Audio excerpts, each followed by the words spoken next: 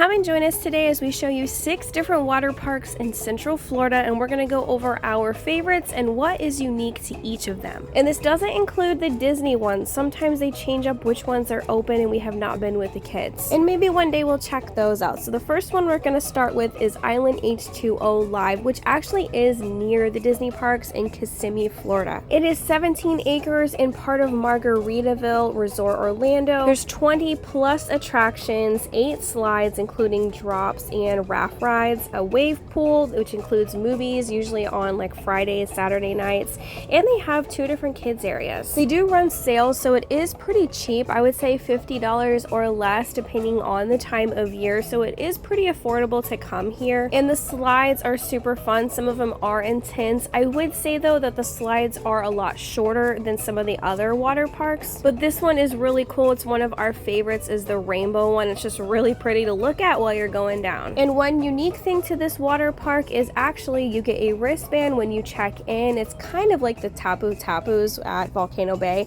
except you earn points by riding the water slides. So if you ride enough water slides or do enough attractions, then you can actually redeem them for snacks or little gift shop items. So that part is really fun. It's almost like a challenge if you want to do as many slides as possible, but sometimes it is a little hard if they don't have enough rafts going down, where it can make the lines a little long.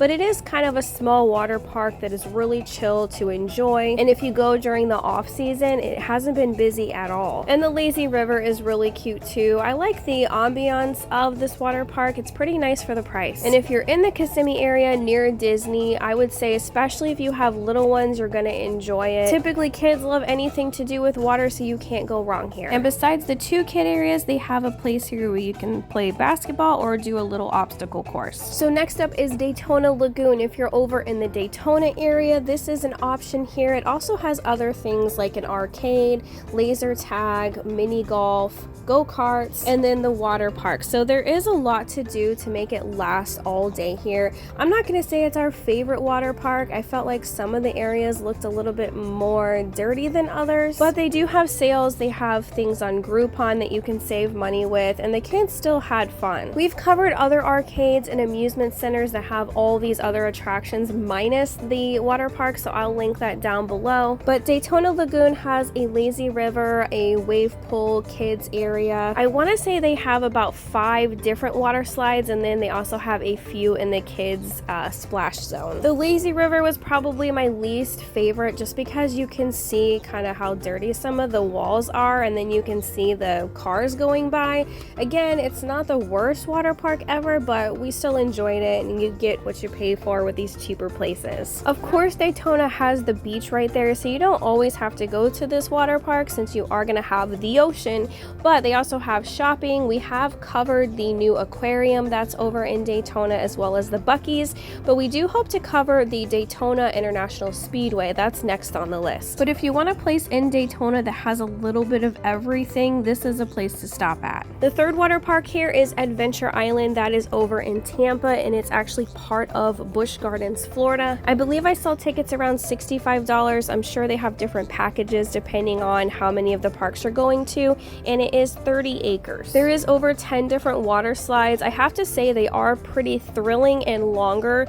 than the other 2 that we mentioned previously. You're going to want to be careful with glasses and sunglasses. Mine fell off whenever the waterfall hits them in the water slide, and it's pretty intense. My least favorite is the lazy river. There are a lot of teenagers typically just kind of running around in the park sometimes, and it's just not overly pretty in this area, as you'll see in the other 2 that I'm going to show coming up. They're a lot more scenic. But the water slides themselves here are one of our favorites to go to. I definitely want to come back. It's been a couple years since we've been here, but we really did have fun as a family. And we have videos on Busch Gardens, which is right there, that you can see on top of the stairs. You are going to be climbing a lot of stairs. They have different seasonal events and entertainment throughout the year, so we went during the summer when they had a little party going on. And then to the right past the pool, there's 2 different slides down here. Both of them were amazing. One is where you're racing along with your other party or whoever's in line, and the other you can actually hear really loud music in these tunnels. It's almost like you're having your own party. So if you're in Tampa, if you're gonna go to Busch Gardens, highly recommend Adventure Island. Next up, I did want to include Legoland's Waterpark. Even though it's not a standalone, if you're going to Legoland,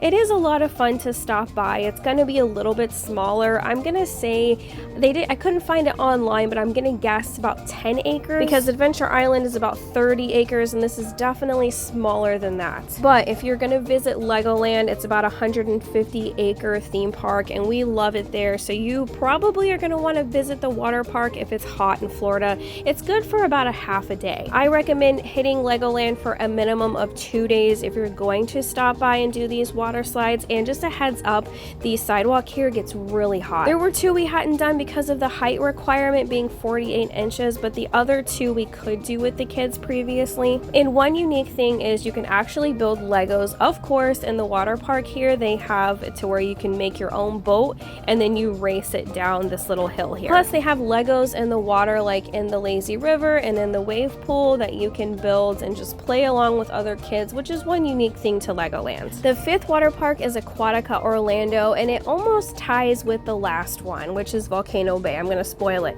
but they're both really great water parks. I'll show some of the differences here. At Aquatica, you're going to have different animal encounters and you can actually see dolphins and fish from the lazy river itself. There's a new Tassie's underwater twist that has projections inside this dome thing here. I don't know what you call it, but it's actually pretty neat. They do have food passes, so you can pay 1 day to eat every 90 minutes. I don't know how many times you're going to eat, but the food here can get kind of expensive if you just eat once. There's about 11 different slides, including raft rides. It's 59 acres, a wave pool, 2 lazy rivers. One is a little bit more calm and the other is slightly more aggressive, but still both of them are relaxing. And one thing I do like about it is that it is great for kids. There's 2 huge kid areas that are separate from each other that they can just roam around and play in, and the water is not deep at all. And then in this lazy river I mentioned before, they do suggest that you wear the life vest if you're under 54 inches because it gets a little deep. I mean, not too bad, but if you have little ones,